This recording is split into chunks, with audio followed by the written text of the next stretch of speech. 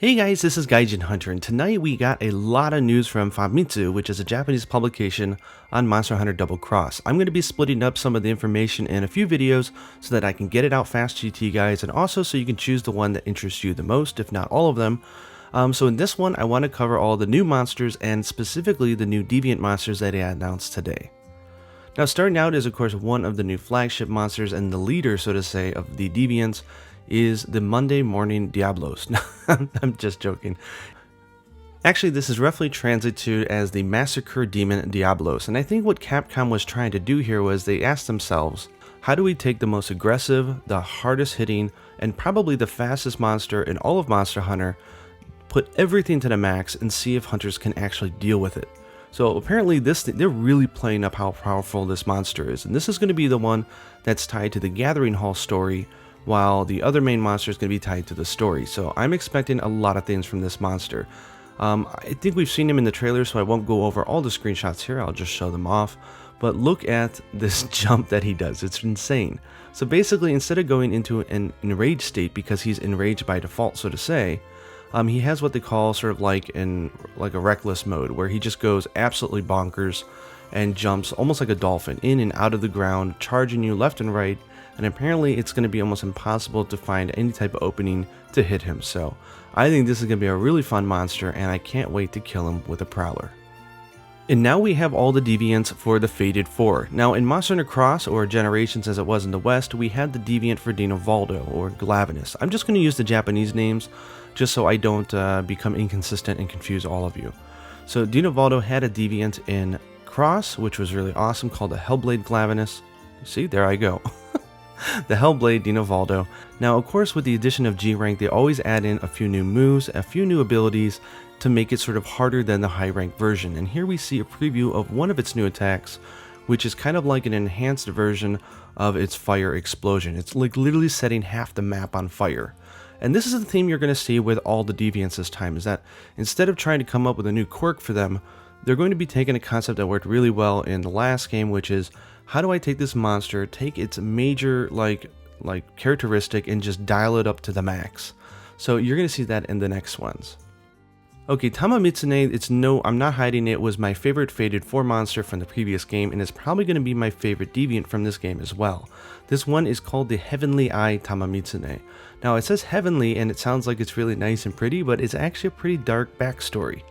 They explain down here below that in a previous fight against a rival monster, the Tamamitsune had its eyes pretty much gouged out, so to say, or very deeply injured. And because it grew up with the ability not able to see, all of its other abilities, such as generating soap as a protective measure, its fins, the sensitivity of its claws, and all sorts of stuff, became sort of heightened sense to compensate for the lack of sight. So this version will use lots of bubbles, so I'm going to nickname this the Bubble Bath Tamamitsune. It's going to be my nickname. Feel free to use it. But it also has a new type of bubble, which is this neon blue. We have no idea what it does. I wouldn't be surprised if it saps your stamina, because it's the same color we see for Brave Style. But we also see its sort of eye glow with that blue aura energy when it's enraged. So it kind of reminds me of the one-eyed Garuga, but in a kind of a more, I want to say sad way. But I think this is going to be an awesome fight.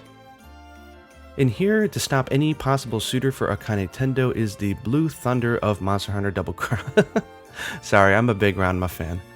So this is the Blue Thunder Lord Astalos. Now this monster is going to be cool because instead of having that greenish thunder, this thing is going to be supercharged, so it's going to have blue thunder. But as it gets enraged or powered up or charged up, so to say, it's going to turn white, so it's going to be sort of like a blue-white.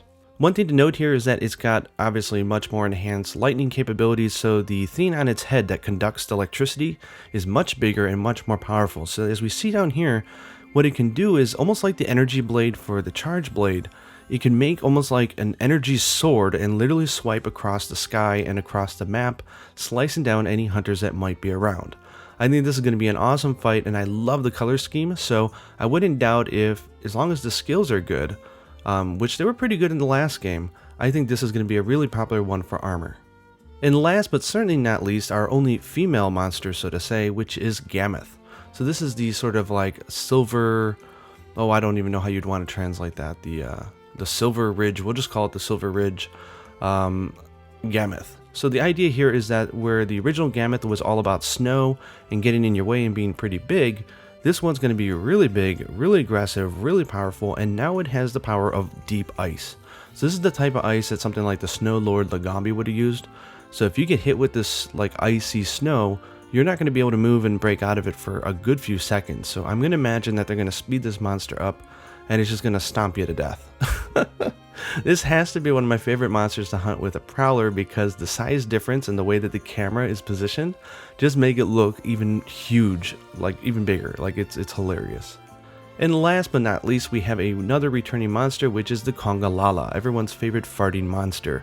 Now Congalala obviously has been in a lot of past games, so I'm not going to cover any of the information here because probably if you're watching this video, you already know this monster and hopefully you love him too.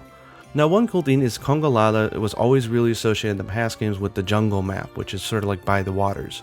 So they're bringing that map back, so any fans from I think the older games might be excited to see this. So that rounds it out. So not a lot of news on returning monster, but we got 3 Deviants in one issue of Famitsu, which is insane. What did you guys think? Let me know down in comments which flagship monster you guys like the most for the Deviants. Heck, if you still think the Hellblade is the best, go ahead and put that, and let me know down below what monster you want to see returning to Double Cross, and we can all hope together. Anyways, hope this game comes to the West, and I hope you guys enjoyed this video. Until next time, happy hunting.